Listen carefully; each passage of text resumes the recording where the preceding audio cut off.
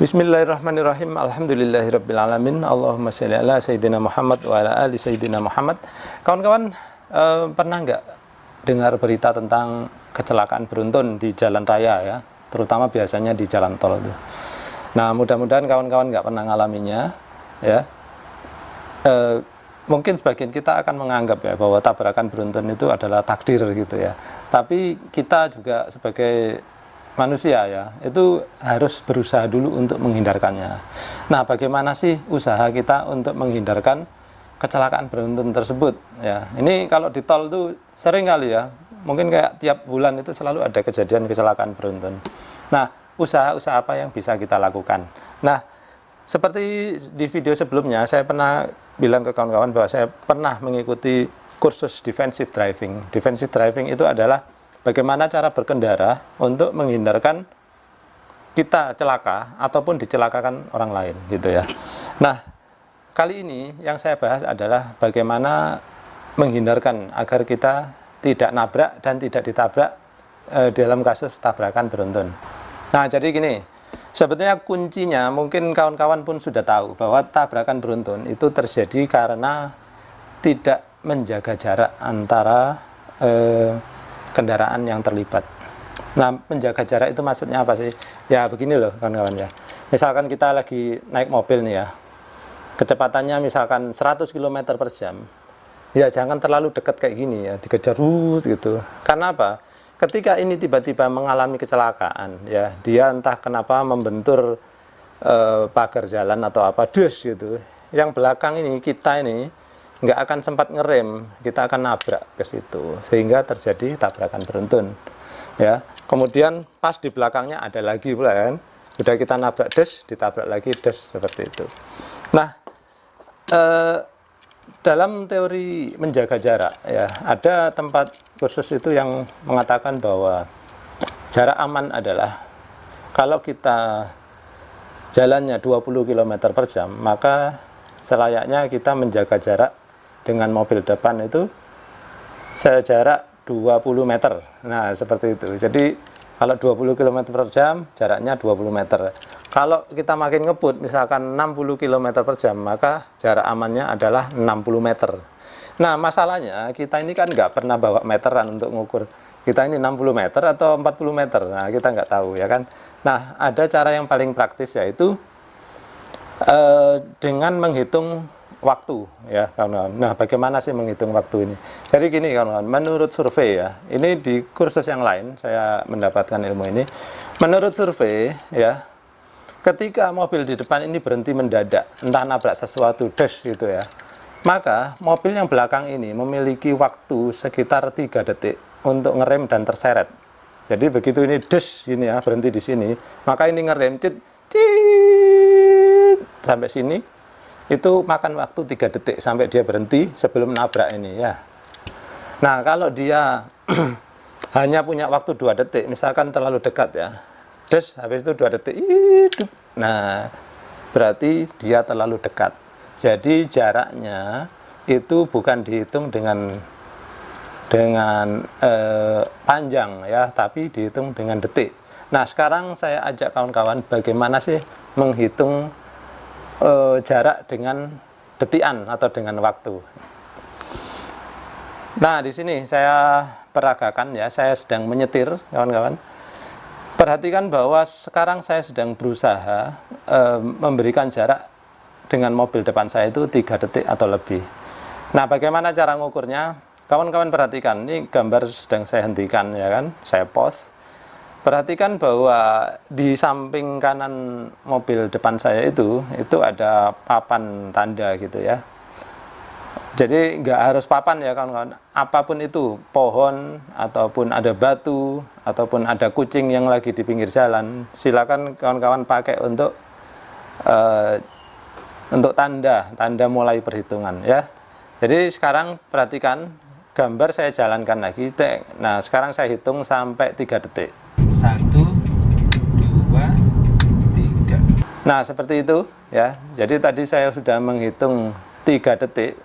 Ternyata setelah 3 detik baru tanda itu berada di dekat mobil saya gitu. Artinya apa? Artinya jarak saya dengan mobil depan itu sudah 3 detik ya. Sekarang saya akan memberi contoh ke kawan-kawan bagaimana kalau jarak saya itu terlalu dekat. Perhatikan sekali lagi.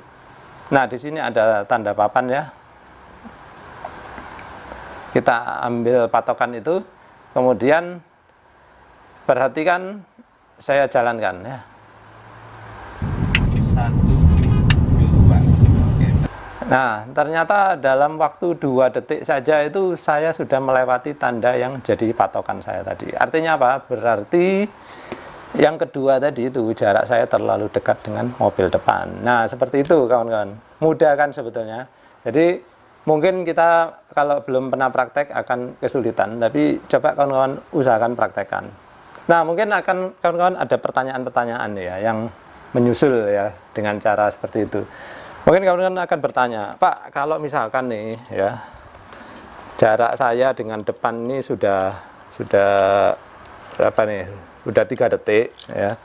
Tapi mobil di belakang ini kok nguntit gitu ya, misalkan nguntit gini ya. Jadi ini kita kalau berhenti mendadak, kita punya waktu 3 detik untuk sampai sini sih. Tapi mobil belakang ini kan nabrak saya, Pak, karena dia terlambat untuk bereaksi ketika mobil saya ini berhenti, ya kan? Nah, begini kawan-kawan, saya juga sering mengalami hal tersebut. Saya ingin menjaga jarak dengan yang depan, malah yang belakang ini nggak jaga jarak. Ini juga berbahaya. Karena apa? Kita bisa berhenti tepat waktu, tapi yang belakang kita mungkin akan nabrak kita. Nah, kalau terjadi seperti itu, biasanya ya, cara saya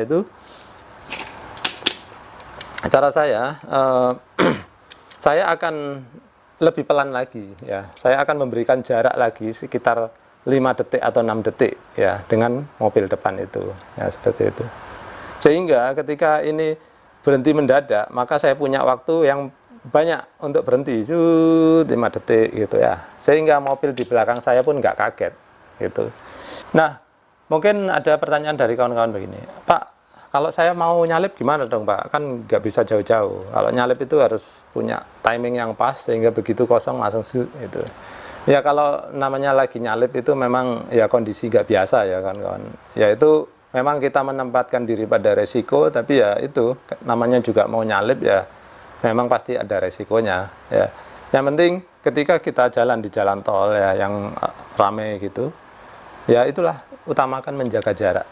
Kalau kawan-kawan nggak sabar ya resikonya seperti tadi, nggak ada waktu yang cukup untuk berhenti ketika terjadi crash di depan ya. Di depan ada sesuatu, kita nggak sempat lagi mengerem gitu ya.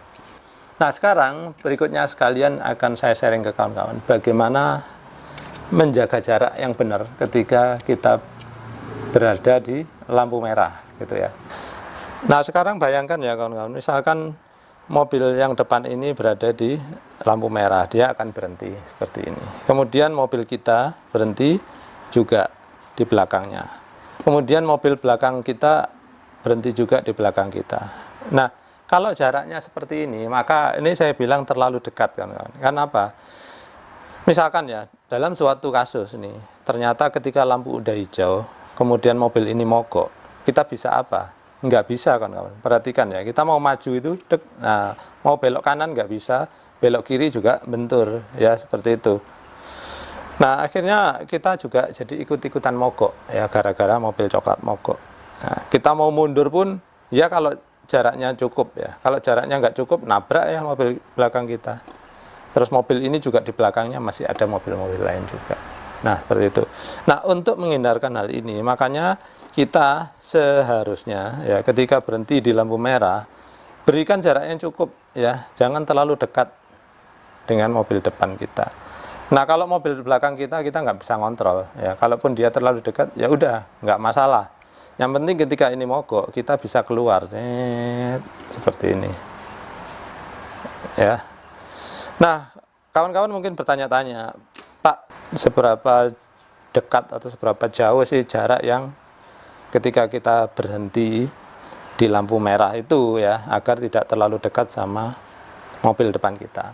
Nah, dalam pelajaran defensive driving yang saya ikuti ya kawan-kawan, maka kita selayaknya ketika berhenti itu kita masih bisa melihat roda atau ban mobil di depan kita. Nah, ini saya contohkan ya saya contohkan saya naik mobil.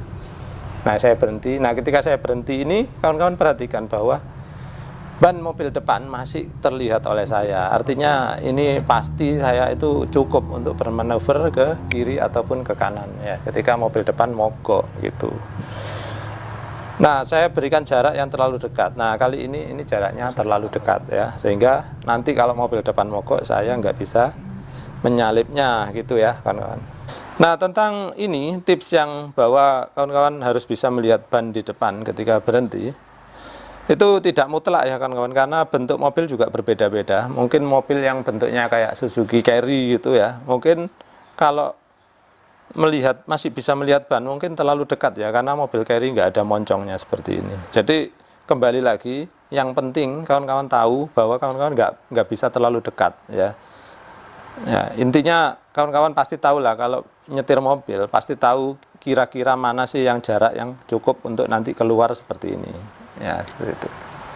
Jadi yang saya ajarkan tadi bisa lihat ban di depan itu hanya salah satu trik untuk yang belum terbiasa nyetir gitu ya. Nah, demikian tadi kawan-kawan tentang bagaimana menjaga jarak yang cukup ya ketika kita berkendara di jalan raya, nah, ketika jalan maupun ketika berhenti di lampu merah ya. Mudah-mudahan tips kali ini bisa memberikan manfaat kepada kawan-kawan. Nah, kalau kawan-kawan tertarik untuk materi defensive driving yang lainnya, silakan tulis di kolom komentar. Saya usahakan nanti akan membuatnya lagi kalau kawan-kawan memang tertarik. Baik, sekian dulu dari saya. Terima kasih sudah menyaksikan.